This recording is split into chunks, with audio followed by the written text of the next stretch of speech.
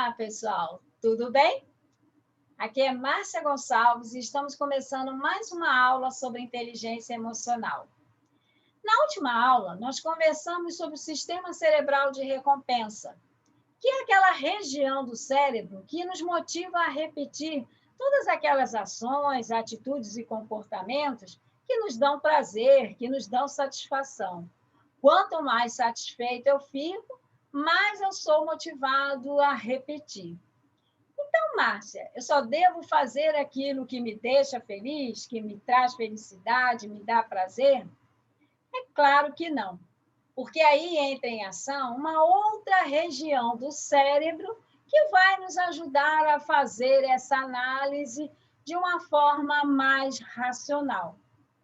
E é sobre isso que nós vamos falar. Então, primeiro, deixe-me aqui compartilhar a tela com vocês.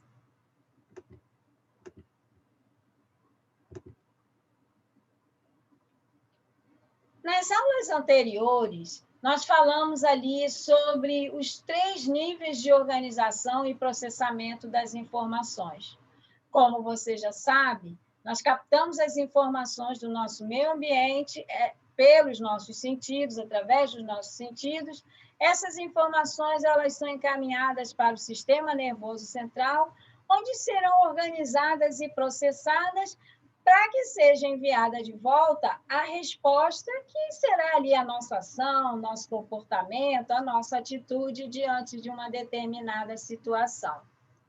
E nós temos os 3 níveis de organização e processamento dessas informações. O primeiro nível, que é o nível que cuida ali das respostas mais automáticas, visando a nossa sobrevivência. O segundo nível, o sistema emocional, cuida ali das nossas emoções. E o terceiro nível, que é o neocórtex, que vai fazer aquela análise mais racional sobre as nossas ações e as nossas atitudes. Quem ainda não assistiu essas aulas, nas aulas anteriores, eu sugiro que assista para complementar aí o seu aprendizado. E dentro do neocórtex, nós temos o córtex pré-frontal, que fica aqui na testa, aqui na frente, né, na parte anterior do córtex, do neocórtex, atrás aqui da testa. E o córtex pré-frontal, ele é o responsável pelas funções executivas, que são aquelas habilidades cognitivas que vão organizar e alinhar essas informações e as memórias, fazendo com que a gente possa tirar o maior proveito possível para raciocinar, para resolver problemas, para orientar o nosso comportamento, tomar as melhores decisões.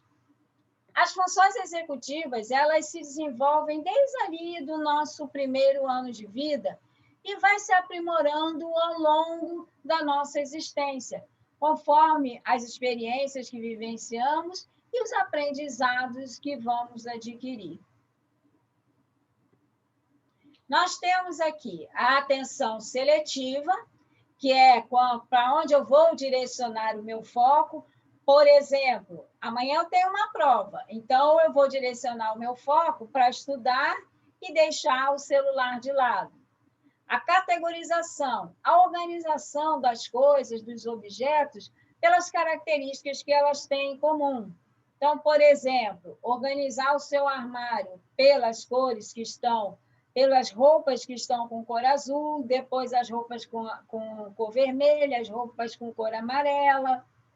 O controle inibitório, que é essencial para nos tornarmos emocionalmente mais inteligentes, que vai trabalhar o nosso comportamento, inibindo aqueles nossos impulsos, o nosso agir sem pensar. A criatividade, encontrar soluções originais para os nossos problemas.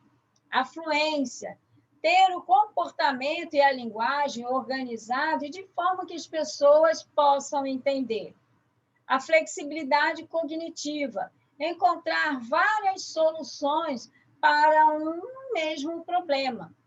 A memória operacional ou de trabalho, que é quando eu vou ter a retenção temporária de determinados dados e fatos para fazer uma determinada tarefa. E o planejamento, que é a organização passo a passo, né, do que eu devo fazer para atingir o meu objetivo. De uma forma bem resumida, essas são as funções executivas que nos ajudam na nossa caminhada, que nos fazem ir em frente de uma forma não tão emocional, que nos ajudam a analisar de uma forma mais cognitiva, mais racional, os nossos comportamentos e nos ajudam aí a encontrar as melhores soluções. Todas elas são importantes para a nossa vivência e para a nossa sobrevivência. Mas hoje nós vamos falar especificamente sobre a tomada de decisão, que também é uma função executiva. A tomada de decisão está presente em nossa vida todos os dias. Desde a hora que eu acordo, e aí eu tenho que decidir se vou ficar mais 5 minutinhos ali na cama ou se já vou levantar e me preparar para as minhas atividades. Depois, o que eu vou comer no café? Como pão ou como uma fruta? Que roupa que eu vou vestir para me preparar para as minhas atividades?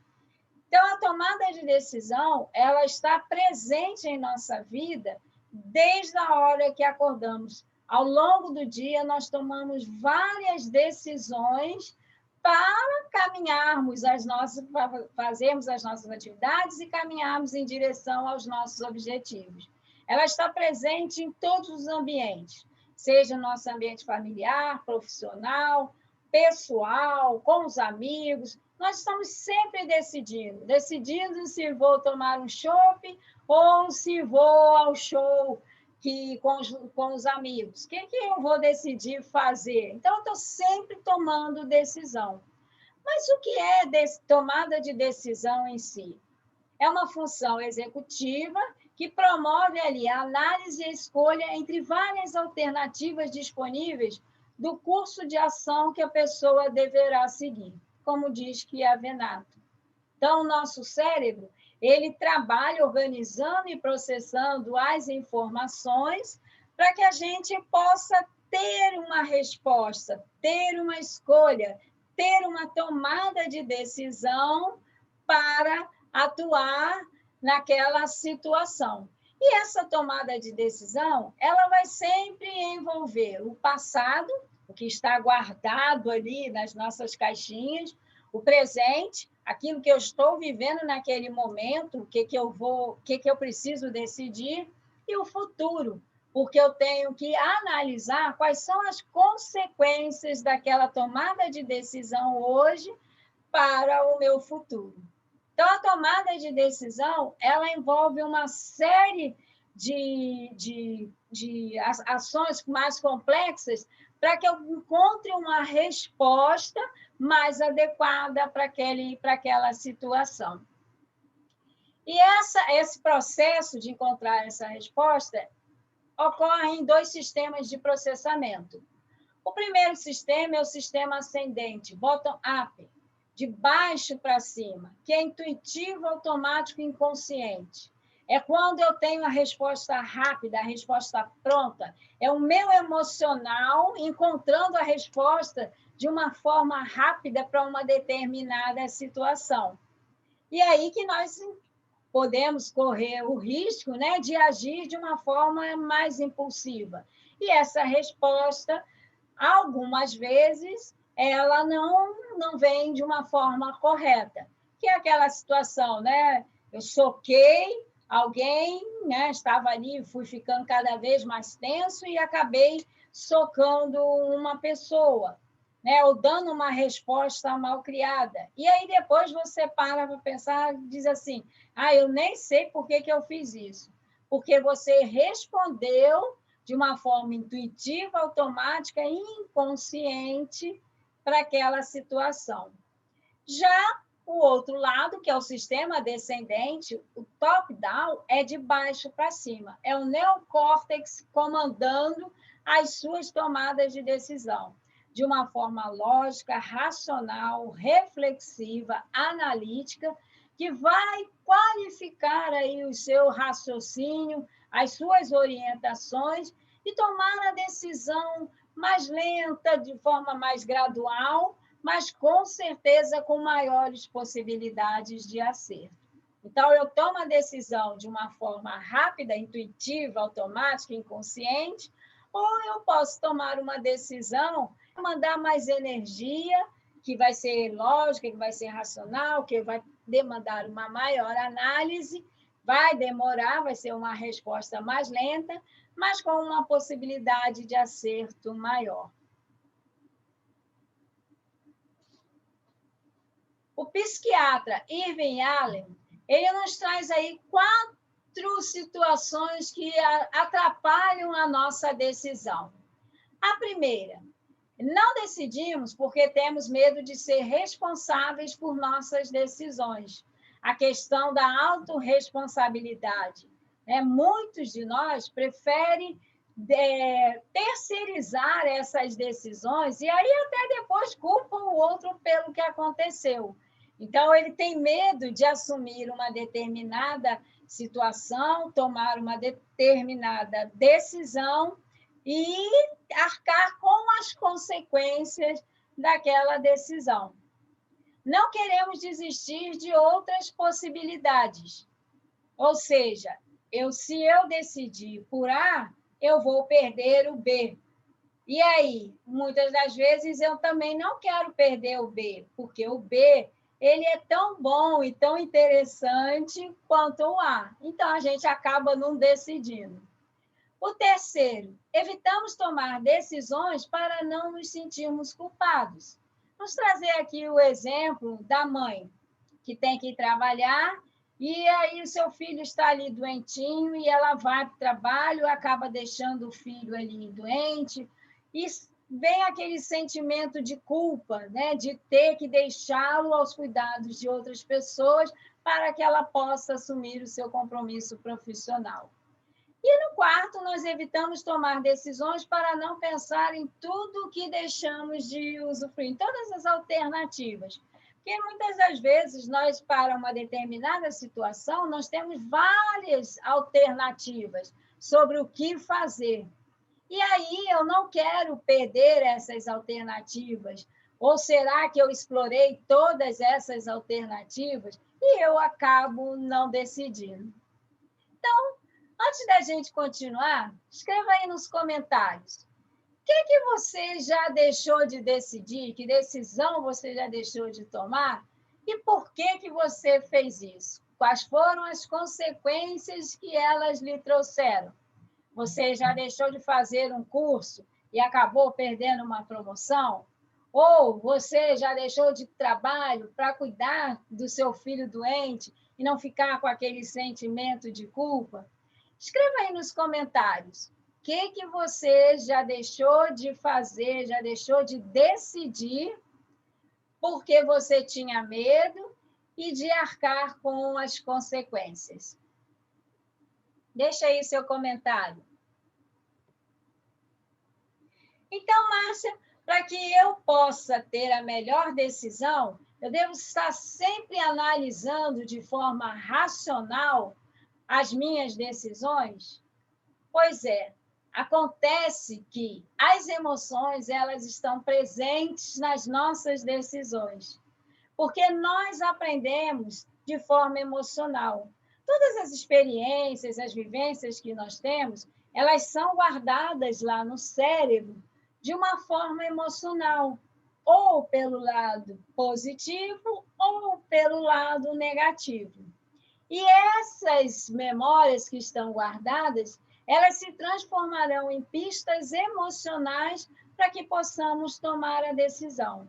É o que o neurocientista Antônio Damasio chamou dos marcadores somáticos.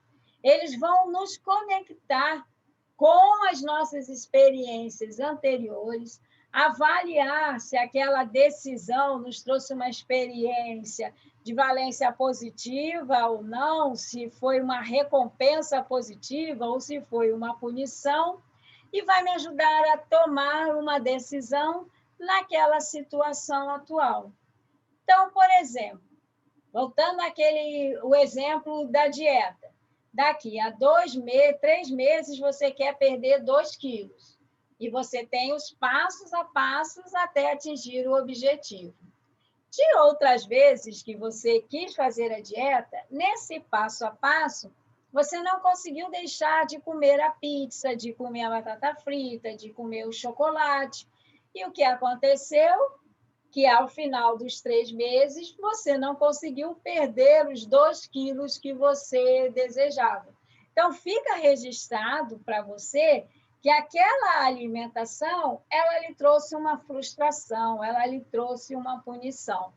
Então, quando você tentar novamente fazer essa dieta, quando você tiver que decidir entre a pizza e o alface e o brócolis, o seu cérebro vai trazer para você que a pizza ela trouxe uma punição para atingir os seus objetivos.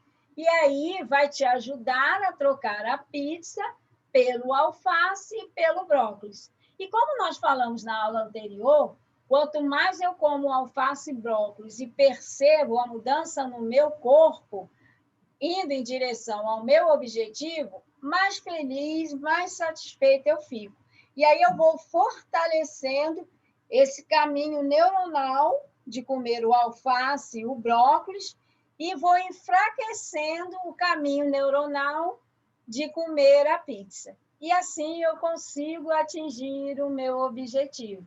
Então, sempre estamos tomando decisões, por mais racional que a gente seja, por mais racional que a gente queira, sempre vai ter um pontinho de uma valência positiva ou negativa emocionalmente para que a gente possa decidir. Isso torna ainda mais importante eu me tornar uma pessoa emocionalmente inteligente, para que eu possa ter decisões mais adequadas, mais inteligentes para uma determinada situação.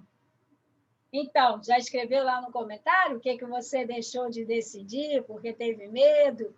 Que ação que você não teve, que decisão que você não tomou, porque você não conseguiu avaliar o que era melhor para você? Escreva lá no comentário, vai lá, escreva.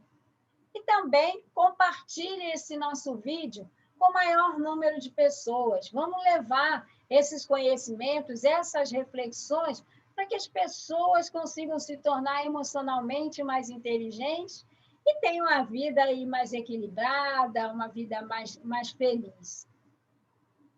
Porque quando eu sou emocionalmente inteligente, eu consigo tomar decisões mais inteligentes. O que eu vou fazer? Eu vou conseguir trabalhar o meu emocional para identificar o problema ou a oportunidade. Então, eu tenho um problema no trabalho. Por exemplo, eu tenho duas atividades que eu tenho que fazer, onde uma eu tenho que entregar em fevereiro e a outra eu tenho que entregar em março. E aí, como é que eu vou fazer? Eu sou uma só e eu tenho que dar conta de terminar aquela minha atividade. Então, eu já identifiquei que eu tenho um problema. Eu tenho 2 atividades para fazer, praticamente no mesmo prazo, e eu sou uma só. E aí eu vou criar alternativas de resolução. Eu vou pensar no que eu poderia fazer para entregar no prazo nessa atividade de fevereiro e atividade de março. O que eu posso fazer? Será que eu dou atenção mais a essa de fevereiro, dou atenção a essa de março? Ou eu dou atenção a essa atividade de fevereiro e logo depois dou atenção a de março, e aí volto para de fevereiro, volto para de março, e lá na reta final, a minha atenção seletiva se foca mais para essa de fevereiro, e aí eu vou analisar essas alternativas e vou pensar, vou trazer as minhas funções executivas, as minhas emoções, se eu já passei por aquela experiência anteriormente e acabei não entregando nenhum dos dois, o que aquilo me trouxe, quais foram as frustrações que aquilo me trouxe. E aí eu vou analisar essas alternativas e vou implementar qual é a minha decisão. Ou seja, eu vou escolher o que eu devo fazer para atingir aquele resultado, aquele objetivo que eu quero, que é o de entregar as 2 atividades no prazo correto. E aí, ao final, você vai avaliar esse resultado. Será que essas alternativas, essa decisão, ela foi correta? Eu consegui atingir, né, a entrega das atividades no prazo correto? Ou eu tenho que rever esse meu planejamento, né? Essa minha organização, essas minhas alternativas, essa minha tomada de decisão? Como você pode ver, a tomada de decisão ela está presente na nossa vida em todos os momentos, seja a vida pessoal, profissional, a vida familiar, nós estamos sempre decidindo. Então, é sempre importante a gente trabalhar as emoções de forma inteligente para direcionarmos o nosso comportamento, que é o resultado da nossa decisão. Para que isso a gente consiga ter isso de uma melhor forma trabalhada para a nossa decisão. Mas, Márcia, será que é só isso? Então, identificar, analisar, ver quais são as alternativas e aí decidir, depois avaliar o resultado? Não, nós também temos outras ações que nos ajudam a tomar melhores decisões, como, por exemplo, a alimentação, que o cérebro, quando ele trabalha, ele consome muita energia, então ele precisa dos nutrientes da alimentação saudável para ele trabalhar direito. Os exercícios físicos, que também é uma forma de nós trabalharmos, né, as nossas conexões neurais, disponibilizando aí a serotonina, a endorfina, né, os neurotransmissores do prazer. Quem não assistiu à aula, né, eu sugiro aí que assista a aula sobre neurotransmissores para você complementar aí o seu aprendizado. E também é o exercício mental, para que você possa trabalhar o nosso cérebro, da mesma forma que nós trabalhamos a nossa musculatura. O cérebro precisa estar sempre em exercício. Quanto mais eu exercito, melhor ele trabalha. Então, melhores serão as decisões que eu vou tomar. Dormir bem é essencial. Já está comprovado cientificamente que o dormir mal influencia de forma negativa as nossas habilidades cognitivas. É que nunca acordou aí, né, de manhã para o trabalho, depois de uma noite mal dormida, e chega mal-humorado no trabalho, mais lento, e isso vai interferir no seu comportamento, vai interferir nas tomadas de decisão. Mas para você tomar uma decisão bem inteligente, eu trago aqui para vocês uma reflexão de Dalai Lama. Pense sempre se essa decisão ela só beneficia você ou beneficia um grupo. Ela beneficia somente aquele grupo que está próximo a você ou beneficia mais gente? Qual é o impacto da sua decisão para os outros? Conforme você mede isso, conforme você analisa, conforme você avalia quais são os impactos da sua decisão nos outros, melhor vai ficar, melhor será qualificado o seu raciocínio para a tomada de decisão e ter uma vida aí mais feliz, uma vida mais equilibrada. Bom, eu fico por aqui. Na próxima aula, nós vamos falar sobre as emoções e eu peço a você que deixe o seu like, o seu comentário aí, que decisão você deixou de tomar, compartilhe esse vídeo. Também venha fortalecer aí o canal, venha se inscrever sobre esse canal que nós conversamos sobre desenvolvimento profissional. Eu espero por vocês na próxima aula. Tchau!